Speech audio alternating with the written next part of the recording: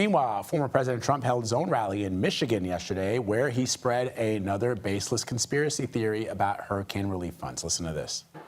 They stole the FEMA money just like they stole it from a bank so they could give it to their illegal immigrants that they want to have vote for them this season. CBS News campaign reporter Libby Cathey is joining us now with more on this. All right, Libby, the lie that the former president just delivered on that stage at that rally yesterday, explain where that conspiracy theory came from and why is he saying it if it's not true?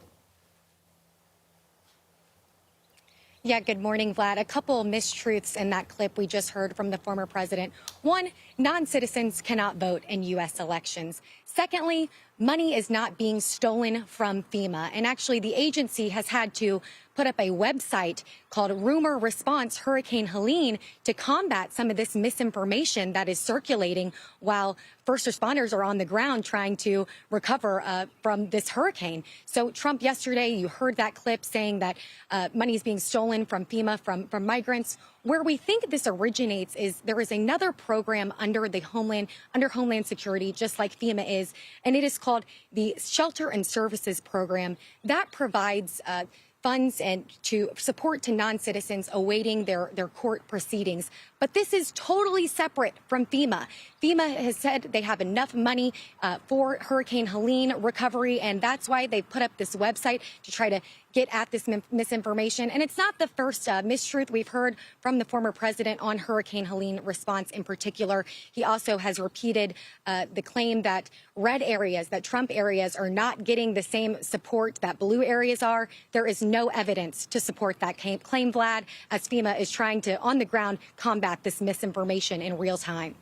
And you're doing it as well with your incredible reporting, Libby. Thank you very much for that. Let's talk about billionaire Elon Musk, who's saying now that he's going to be in attendance for the former president's rally in Butler, Pennsylvania tomorrow. We also know that the family of the man who died in that assassination attempt, Corey Contemporary, his family will be there. I probably didn't say his name properly, but I want to be respectful of that. What do you know?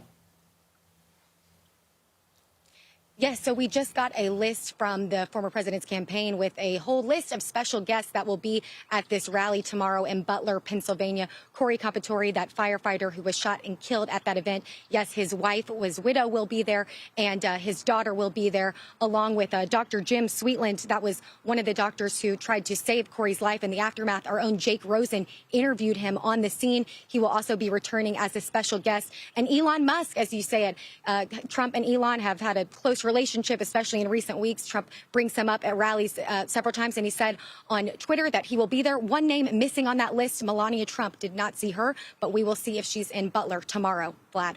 Yeah, I did see, Libby, that the former president was asked about I guess the video that was released by Melania Trump in anticipation of the book that she's coming out with, or that she's probably already out with, where she seems to take a different tone from the former president, and more importantly, that evangelical base of support that has applauded the former president's move to reverse Roe versus Wade.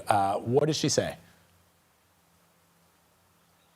Yes, so in her new book, Melania, we have a clip from it. She says that she thinks that abortion is a fundamental freedom, and she says that she's believed this for most of her adult life.